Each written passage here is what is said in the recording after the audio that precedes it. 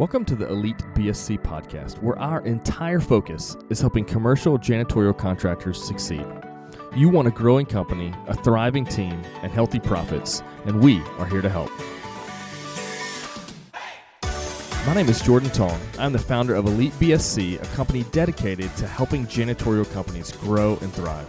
I also serve as CEO and one of the owners of France Building Services. France is a janitorial company employing nearly 600 people. Since 2007, we grew from 1.5 million to more than 20 million in annual revenue and built what I think is one of the best teams in the world. The goal of Elite BSC in this podcast is to give owners in the industry a vision of where their company can be and the information and tools to get there. I want to share what I have learned over the years to make this a reality for you.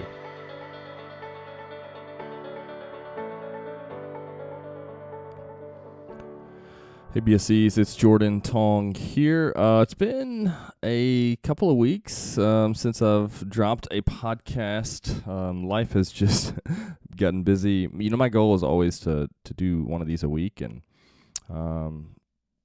just didn't make that happen over the last couple of weeks. A lot of stuff going on, a lot of good things. I had some stressful things going on in my life too.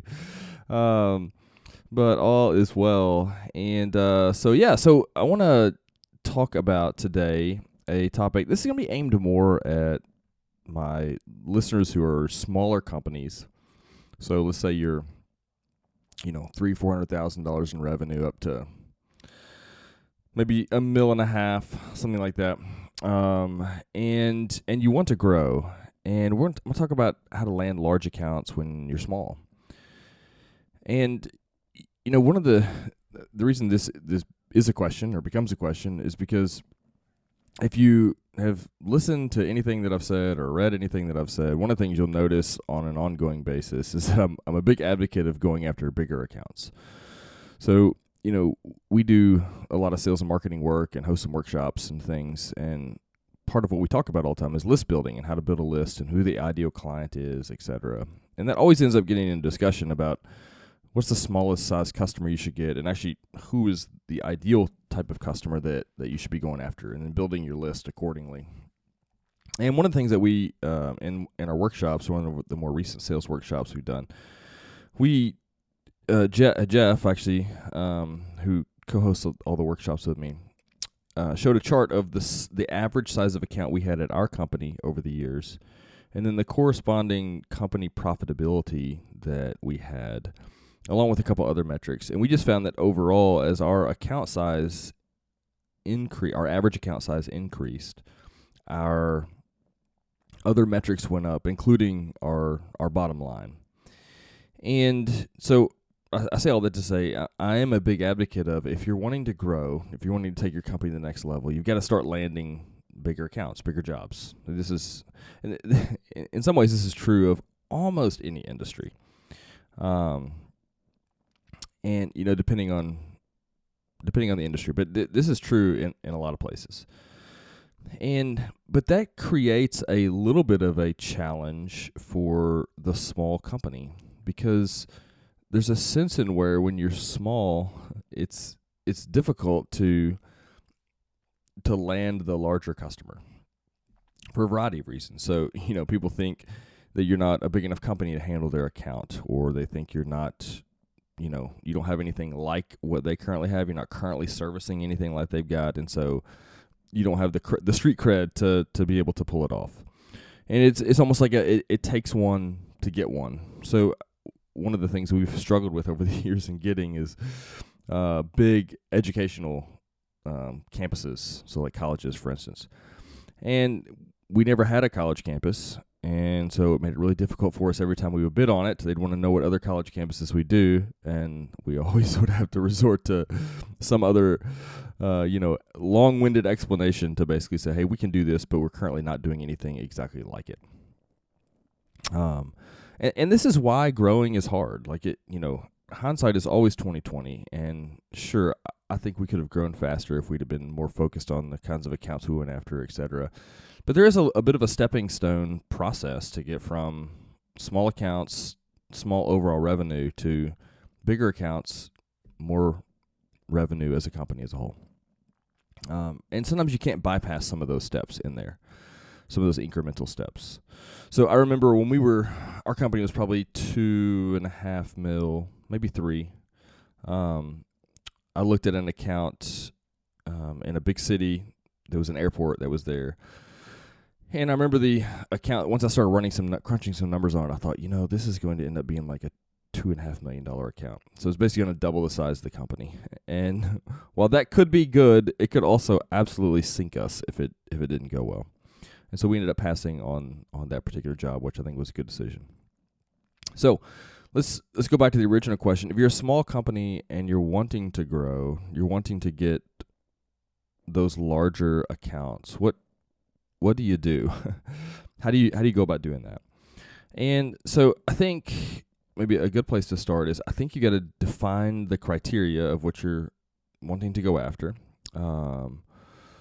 And so let's say you've got, number one, I think you need to have a minimum. I think you need to start inching up your minimums, like if you were taking $500 a month accounts, you need to go to $1,000 or $1,500 a month.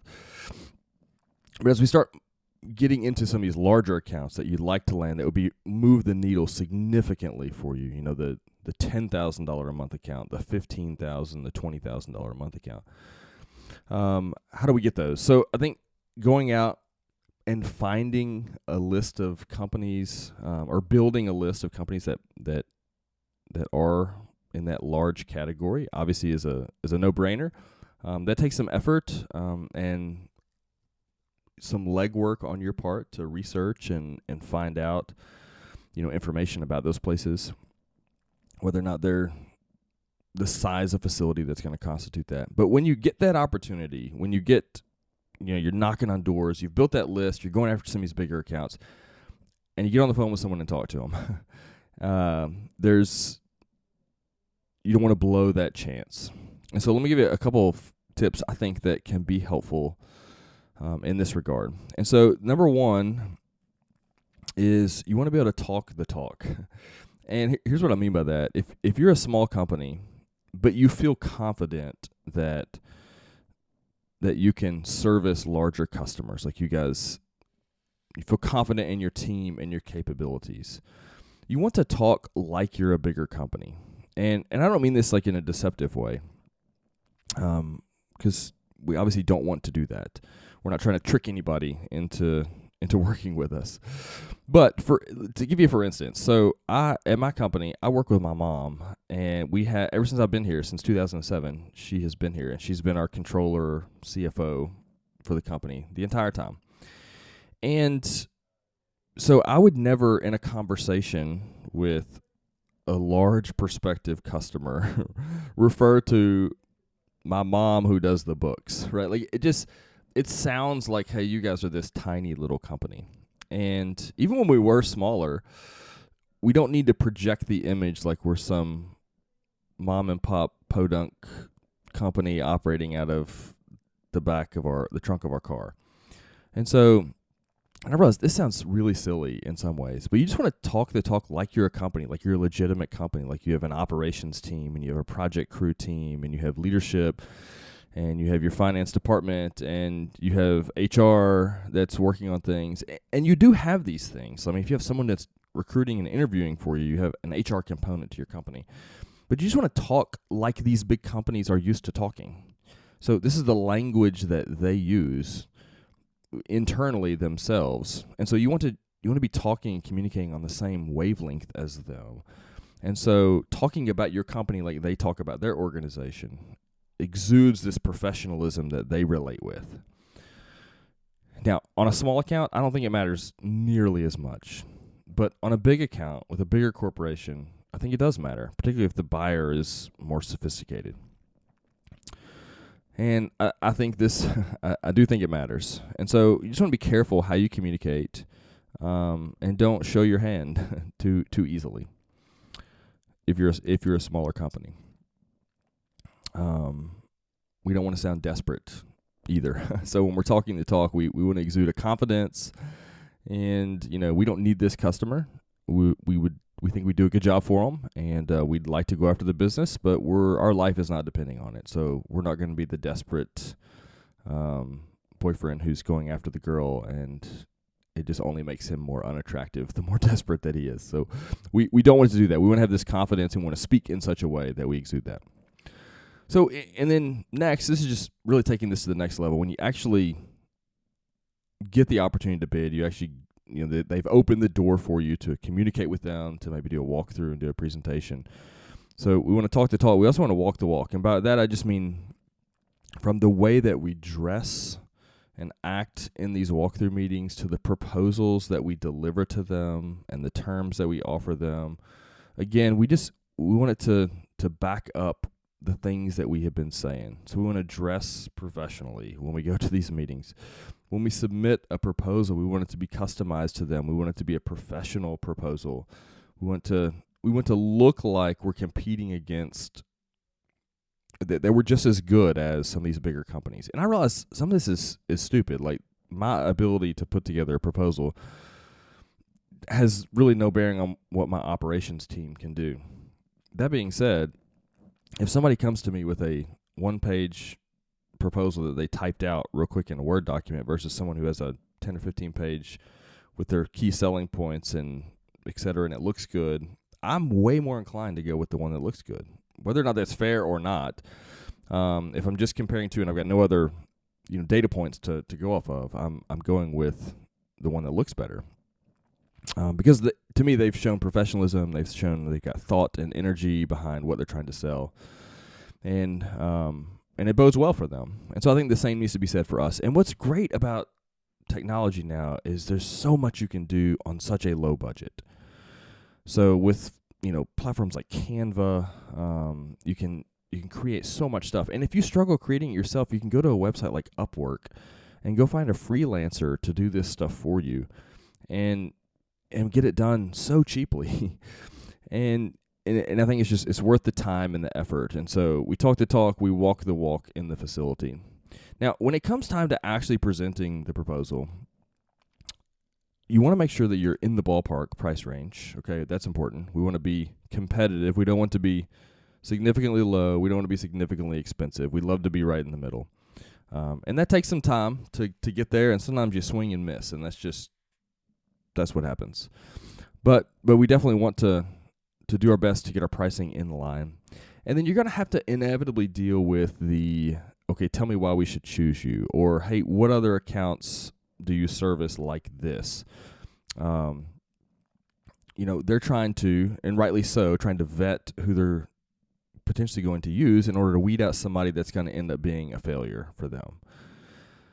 And so this is an instance where, again, we want to exude this professionalism and this competence and this trustworthiness.